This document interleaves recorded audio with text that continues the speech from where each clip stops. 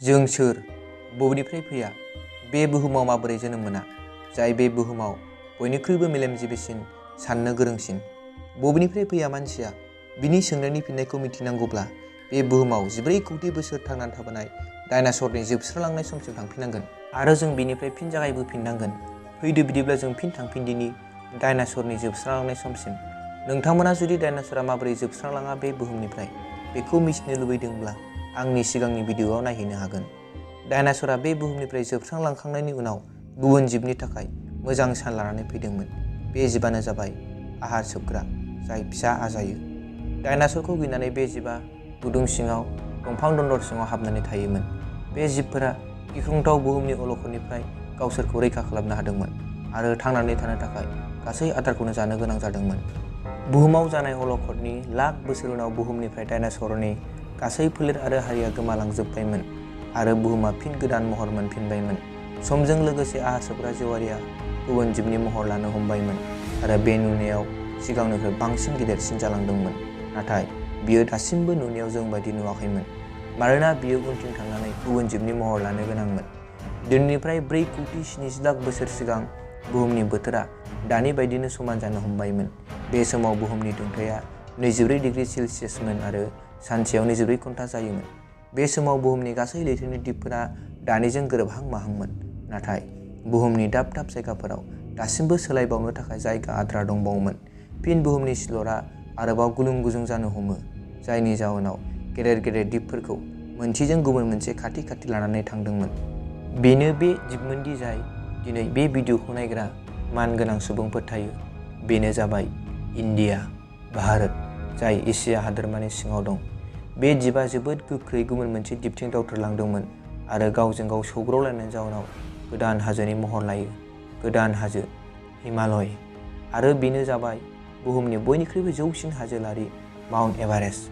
बे हाजोआव गोग्लैनाय गासै बरफफोरा उनावहाय गोबां बिलो बिलोमानि महर लाहैगोन, इयुनाव जाय बुहुमनि खावसे जिबनि थाखाय लोंग्रा दै जाहैगोन। नाथाय बे बुहुमाव दासिमबो माबा मोनसे गोमानानै दंमोन, माबा मोनसे आंखाल जाना दंमोन। बेनो जाबाय जों मानसि। नाथाय थासारिया दा सोलायनो हमबायमोन। दिनैनिफ्राय 40 लाख बोसोर सिगां आफ्रिकानि सानजा दिगाव गोदान दिप जोनोम जायो। East African rape valley. बेयाव थानाय हाजो हाजोमाफोरा बेयाव सौफैनाय मौसुमि बारनि थाखाय हेंथा सोमजिनो हमदोंमोन, जायनि जाहोनाव बे जायगायाव अखा हानाया बन्द जानो हमो आरो बे हाग्रायावनो थायोमोन एप्स। बियो बिफांनि गोजौआव थायोमोन। बियो जानो थाखाय जेबो आदारनि आंखाल गैयामोन, बिनि थाखायनो बियो जेब्लायबो बिफांनि गोजौआवनो थायोमोन। नाथाय बेवहाय समजों लोगोसे खरान जालांनो हमबाय। अखा हायैनि जाउनाव गासै हाग्राबारिया जोबस्रांनो हमबाय। बिनि जाउनाव एप्सनि थाखाय जानो थाखाय आदारनि आंखाल जानो हमबाय। आदारनि आंखालाव आदार नागिरनो बिफांनिफ्राय हायाव ओंखारनो थिरांथा लाबाय। बेनो जाबाय आर्डिपिथिकास रेमिडास। बेनो जोंनि आबै आजौमोन, जाय जोबोर गिदिर थांखि लानो गोनां जादोंमोन। बिनि खर'आ नालेंखर बायदि गिदिरमोन आरो बिनि जौथाया 4 फिटमोन। गोबां बोसोरनि जौगाखांनायनि उनावहाय जोंनि आबै आजौमोनहा लासै लासै गसंनानै थाबायनो हमबाय। बेजों खम सक्ति बाहायनाङोमोन आरो थाबायनानै आदारखौ जानो हायोमोन आरो बिसोरनि मेलेमनि जौगानाया जोबोद गोख्रै जानो हमबायमोन आरो लासै लासै हुसियार जालांदोंमोन।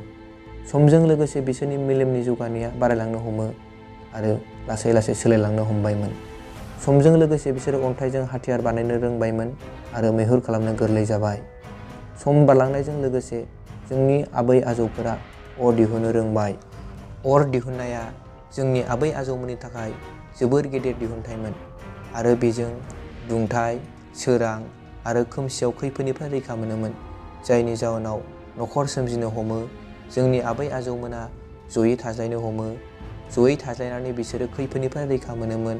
अरजों मोननाय बेदरफोरखौ खुगाजों अग्लिनो खम सक्ति नाङो आरो बेदरनि थावनाया गोथावसिन जायो। बिनि थाखाय बिसोरो गासै बेदरखौ सावनानै जानो हमो। जोंनि आबै आजौमोननि मेलेमा लासै लासै जौगानो हमो।